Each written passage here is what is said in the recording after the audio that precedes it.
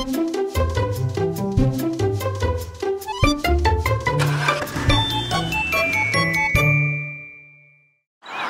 welcome to Monica Rivron's Caravan Cooking Series. Everything you need to know about cooking inside and round a caravan.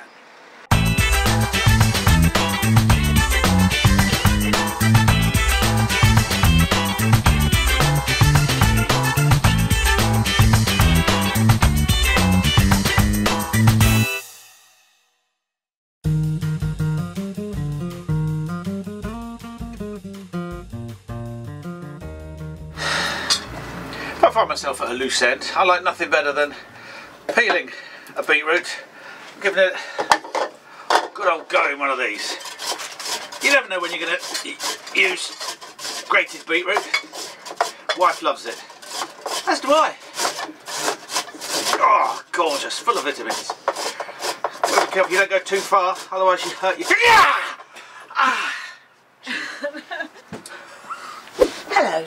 Today I'm going to do swordfish in a lime and basil butter with rocket and beetroot. I've already, Rowland, my lovely kitchen assistant, has grated raw beetroot and just on a bed of rocket. So I've got my 2 plates here waiting and I'm melting the butter.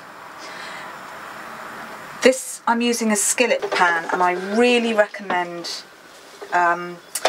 everybody should have one of these. It's a really great way of cooking meat and fish. And why? The ridges mean it doesn't stick. So it's just far less stressful. And presumably you could get a smaller skillet pan than that.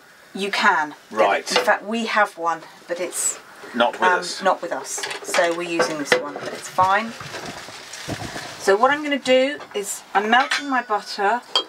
I also have put a tiny drop of olive oil in there as well.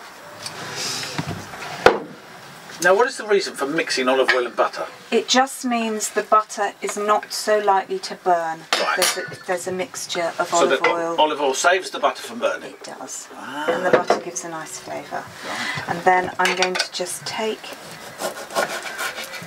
my lime. Okay. I'm just going to do a nice squeeze of lime there, just so that now you can see the butter and the olive oil are nicely sizzling. I just bought 1 swordfish steak because they're huge and they're very filling, and so I just buy 1 for 2 of us. Cut it in half and on it goes.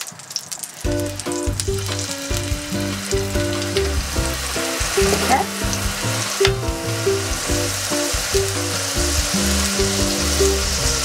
And once that's sizzling away, I'm just going to prepare a little bit of basil to put on the top.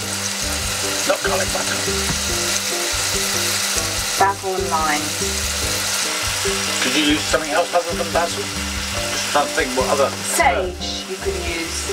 Sage goes well with it. But I like lovely aromatic basil. It's lovely with the lime.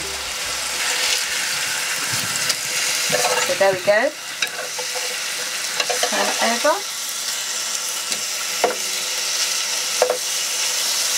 How long would something like that take to cook? It's a matter of minutes. It's about 7 or 8 minutes. Right. And does it? Are you going to cook it so it's slightly raw in the middle? No, you want to cook it so it's really nicely cooked through.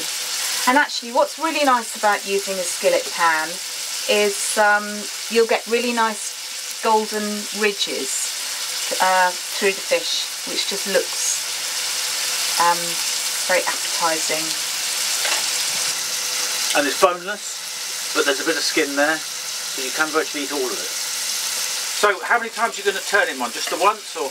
I'm going to turn it a few times because you don't want it to get, if it sits for too long, it'll get too hard and dry on one side. So keep turning it. It doesn't give off too much of a fishy smell, this type of fish, does it?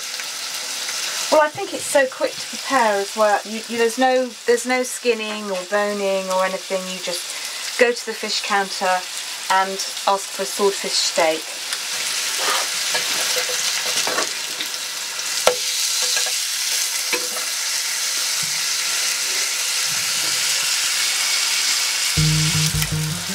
They're ready. Look, you can see they're nice golden brown edges, and I've checked it's all completely cooked through. So on it goes. Onto the bed of beetroot and rocket. And then just pour some of this lovely lime, butter and olive oil onto there. And then you sprinkle a tiny amount of basil. And here we go.